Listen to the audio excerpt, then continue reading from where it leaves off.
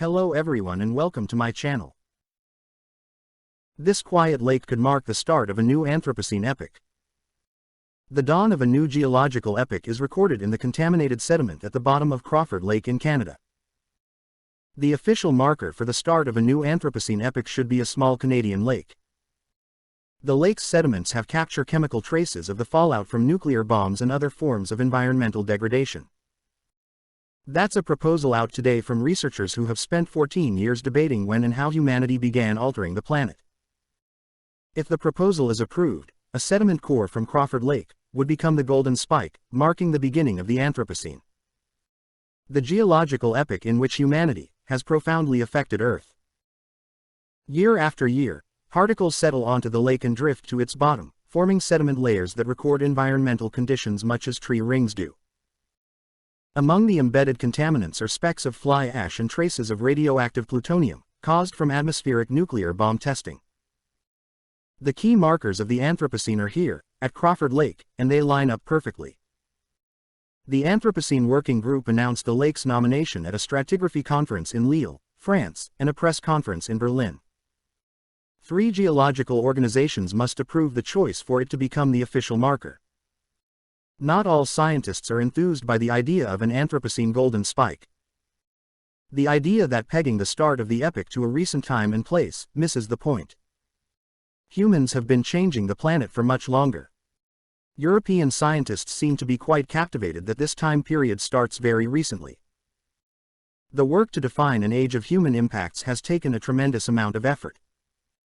The Anthropocene golden spike is not meant to acknowledge the start of human activity on Earth. Rather, it marks the planet's response to overwhelming change. The Anthropocene marker would join similar sites designating other geological time boundaries. A spot in the Greenland ice sheet, for example, designates the beginning of the current Holocene epoch, 11,700 years ago. In 2019, the Anthropocene Working Group began discussing a shortlist of sites for a new epoch, ranging from a peat bog in Poland to a coral reef in the Gulf of Mexico. All of the proposed locations bear the fingerprints of human activity. Earlier this year, the group narrowed the list down to 2 finalists, Crawford Lake and Sihailongwan Lake in northeastern China. In April, Crawford Lake gained approval from 60% of the working group to earn the title of candidate golden spike site.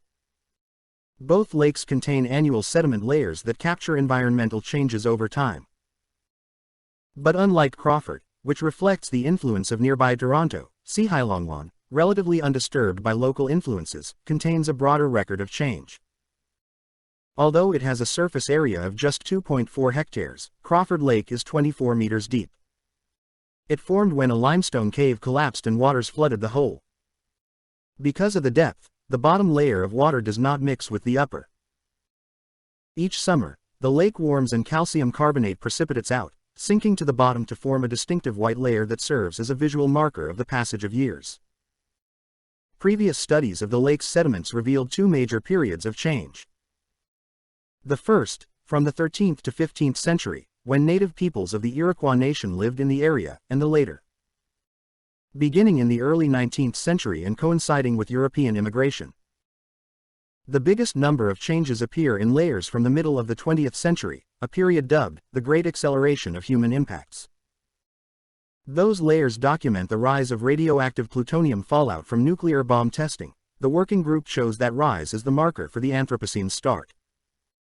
Cores taken at Crawford in 2019 and 2022 showed that plutonium traces increased in the early 1950s. For further study, the team collected a 3rd core in 2023 and is performing a more detailed analysis.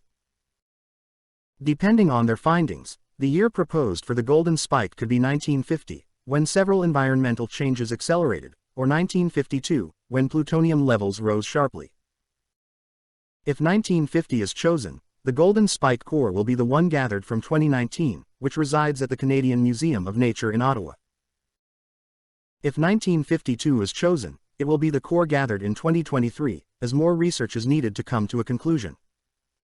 The researchers do not plan to collect any more cores at Crawford Lake. The lake has a spiritual ancestry to the indigenous groups in the area, and taking samples from the lake violates that personhood. In the coming months, The working group will submit 3 ideas to the Subcommission on Quaternary Stratigraphy.